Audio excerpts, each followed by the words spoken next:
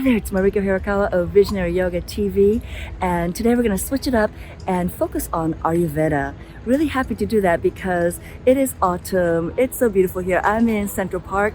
As you can see, the leaves are just coming in, and at these seasonal junctures, it's a wonderful time to implement some new wellness regime. And today I'm going to be teaching you how to make a wonderful drink that's going to help you boost your metabolism, shave off some of the fat, and also do some cleansing without the difficult stuff like fasting and a lot of rigorous dietary restrictions involved. So just by implementing this drink, switching up your drink is really important, because in this country I see, I go into Starbucks and I see all those really rich chemical drinks, even like those chai lattes with the syrups. They are not very good for cleansing. They're adding to a caloric intake, a lot of sugar, and just by switching the drink that is part of our daily regime can go a long way to helping you raise your basal metabolic rate and shave off some of the excess pounds.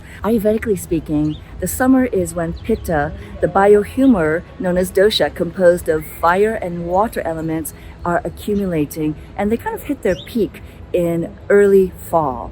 And so we want to cleanse that excess pitta, and at the same time the vata, the air ether element, is accumulating in our system, and there's dryness setting into our system. And so one tip I want to recommend for everyone to implement is to start doing regular oil massages. We can spend hundreds of dollars on facial creams and lotions, but none of them do the job that pure organic oil does. And depending on your constitution, you're going to use different type of oil. So I have a quiz down below, and I also put a little link here in the video that you can click on to take a quiz to find out what is your primary doshic type. And then you'll know exactly which kind of oil will be best for you.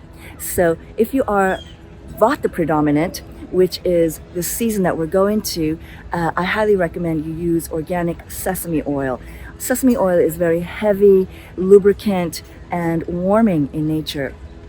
If you are of Pitta Prakriti, that is fire and water dominant, then you do very well with a coconut oil.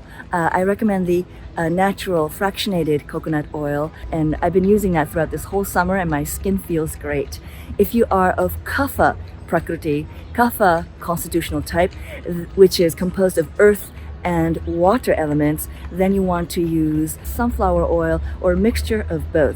Even sometimes mustard oil can work, although some people are allergic to that because it is fiery in nature. So many people do well with a lighter safflower or sunflower oil, and just doing a very good head to toe massage before or after a shower. In the West, I like to do it after my shower because I don't want to mess up my whole bathtub with oil.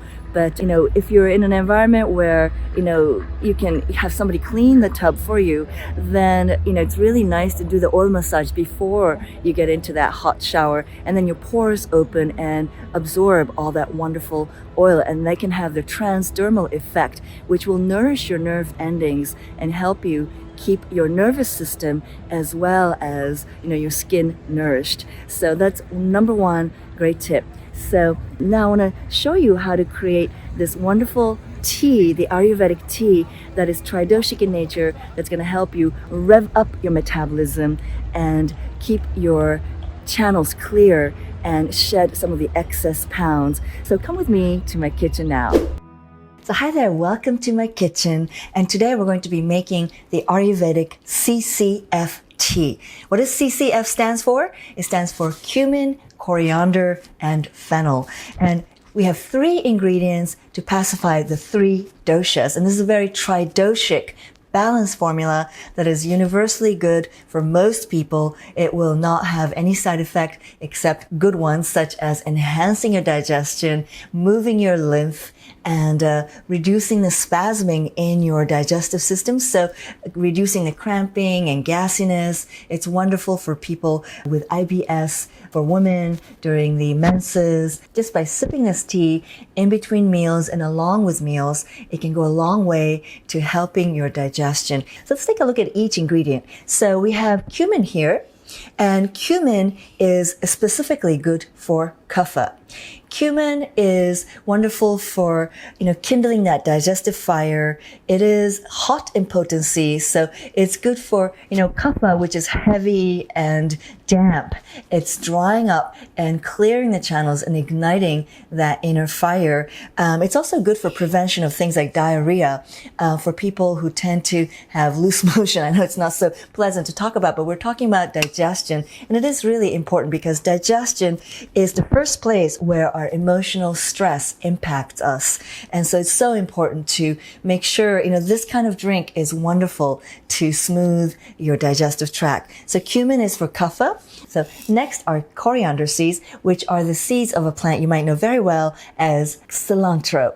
And cilantro actually is very good diuretic, but the seeds are wonderful for also cooling the system. It is very good for the fiery pitta. Pitta is a combination of fire and water. And when pitta is high, you might have hyperacidity, inflammations. And so coriander is wonderful for calming down the inflammations and calming down the acidic feeling in the stomach and the small intestine. And so coriander is a wonderful way to bring alkalinization into your whole system. Now, the last one is fennel. And fennel is the sweetest of the three. And fennel is especially good for Vata dosha, which is again a combination of air and ether elements. And Vata is very important because it governs the entire nervous system. And when Vata is out of whack or aggravated, we might feel spaced out. We might feel not very grounded. We might feel the energy is all over the place. And there's a sense of irregularity in our whole system. We have irregular appetite, irregular digestion, and often bloating happens. So fennel is wonderful for countering that bloating and wonderful for symptoms like IBS, irritable bowel syndrome. It also moves the lymph and is a wonderful detox agent.